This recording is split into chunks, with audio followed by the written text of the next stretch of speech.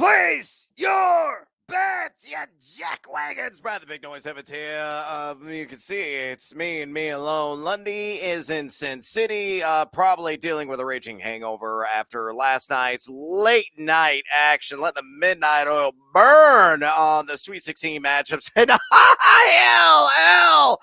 Oh, it's so glorious. Illinois, the Elite Eight. And congratulations, you get the UConn Huskies. We'll see what they can do against a team that looks invincible and really unstoppable right now. But Illinois firing all cylinders. And, of course, you can make the argument they have the best player currently still alive in the NCAA tournament in Terrence Shannon Jr. But put that aside. Honk. Let's hop aboard the Plus Bus and get a favorite wager plus 100 odds or greater that I am eyeing here on this Friday. And I'm going to go to the Diamond. I was 3-0 for those that follow the spreadsheet on the gamingjuice.com and MLB bet. So let's keep the streak rolling. George Kirby, I'm going to live in the land down under on a half a walk against the Boston Red Sox. Oh, you see the juice? Yeah, let's get seduced by that juice, a plus 165 there at BetMGM. This seems like an entirely failing prop, but if you look at Boston last season, they were just number 24 in Major League Baseball, and based on balls percentage, drawing a free pass to 70.9% of their plate appearances. They return Yoshida, Cassis, and Devers. Those are the other three players that had a 330 or higher on base percentage last summer. And you look at George Kirby, he has been an absolute Monet on the mound, a guy that paints all kinds of corners, pinpoint location and accuracy. He was under this prop in 17 of 26 starts, including the postseason a year ago for the Mariners. You look at Kirby as well, just a 2.5 walks percentage that he accomplished last year and 0.90 walks per 9 overall a year ago. So it's not unfathomable. It's entirely conceivable that George Kirby does not issue a free pass tonight against the Bo Sox. He does that plus 165 at BetMGM. With that bet on the board, I'm getting after it with another edition of the Fade 5. All right, numero cinco. Let's do it for some State Farm Insurance shares. And let's go with Caitlin Clark. A lot of action being thrown around on her right now. And specific relate to her points props. Every single game, she's transcended women's basketball. She's bigger in the game. She's just a mammoth star, no matter what the sport is. You could argue she's the biggest named basketball player in the known universe right now. And for that reason and other reasons I'll mention here against Colorado in the women's NCAA tournament, give me the over 32.5 points at a minus 110 juice there at DraftKings Sportsbook. Why is Caitlin Clark going to pull up and splash some from the logo threes in this one? Well, she's going up against Colorado. And Colorado, looking it up, the data, they're north of number 300 and 3-point percentage defense on the season. And in fact, they're good at 6.2 threes made per game to the opposition. Of course, that's a specialty of Caitlin Clark, a woman that goes out there and pretty much drains like 4 to 5 triples all the time. Great cutting action with that team. She drops dimes. She gets rebounds. She's somebody that, really puts some crooked numbers on the scoreboard. She can beat you inside. She can beat you in mid-range. But again, her specialty is that limitless range that she possesses. She did this season in 14 to 35 games. Now, the first two NCAA tournament appearances, she only had 27 against Holy Cross. And then she unfortunately fell. Oh, yeah, shiver me timbers. Just Captain Hook short on the last matchup on the 32.5 line against West Virginia. But again, the matchup is spectacular on paper, given the fact that Colorado hasn't done a really good job this season getting out, extending the arms along the perimeter. I think Caitlin Clark bombs away, hits the over 32.5 points at a minus 110 juice at DraftKings. Numero cuatro here on the Fade 5 podcast. Let's go to the Sweet 16 in the men's game. And I am going to live in the middle, a little alt rock.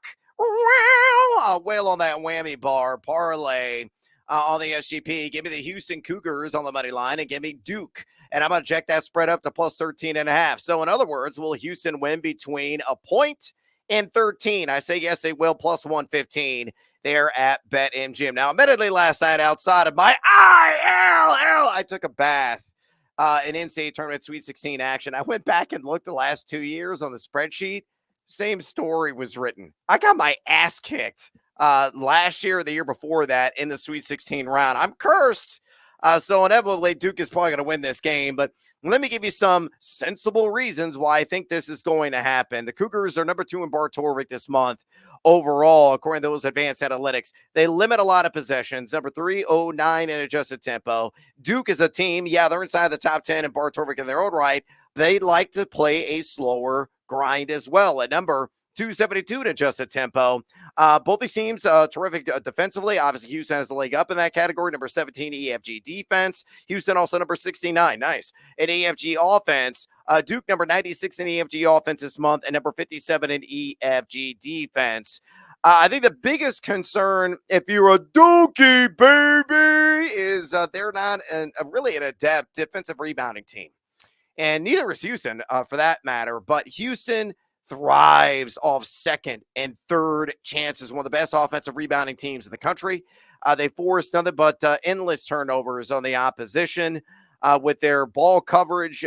They're just, white on rice, and they have very active hands. They really do. Old school Streets of Rage, Street Fighter, if you will. They just get after it and slap the leather away from you early and often. I think Duke will hang. I don't think they're going to get blown on this game. Kyle Filipowski is going to be absolutely paramount for them to stay in this sucker. Given his abilities on the glass, his size, he can beat you outside on occasion as well. We'll see what version McCain will get. He is going to be challenged along the arc, no doubt about it. In his hand, he's had some fiery fingers I think are going to be extinguished, at least over stretches in this game. But I like Jamal Shed, LJ Cryer, sharp, an appropriate last name, has been on the money from outside. Give me the Cougs! Oh, yeah, baby, for Jim Nance on the money line. And I'm going to try to mill this sucker with Duke at plus 13.5 on that SGP, plus 115 at BetMGM. Numero tres here on the Fade 5 Friday edition of the Countdown. Again, I'm going to live in the middle. Cue the Jimmy Eat world in the background, but I'm going to do this a little bit differently. I don't give a crap who wins this game. I just need it within a certain range. So, leg number uno, give me the Blue Jays of Creighton plus 13.5. Leg numero dos, give me the Tennessee Volunteers plus 6.5. And then I'm going to take the total down and dunk on the over 133.5. You put those hands together, plus 105. And by the way, I forgot to include it there on the lower third, but I built this at BetMGM. Just keep it nip and tuck, boys. That's all I need. Either side, it doesn't matter who wins. Just don't win by more than 7 points. You look at Creighton, a team number 13 overall on board Torvik here in the month of March. They're number 45 EFG offense, number 86 in EFG defense. They've been outstanding along the perimeter defensively, only giving up 30.6% during that stretch. A plus defensive rebounding team.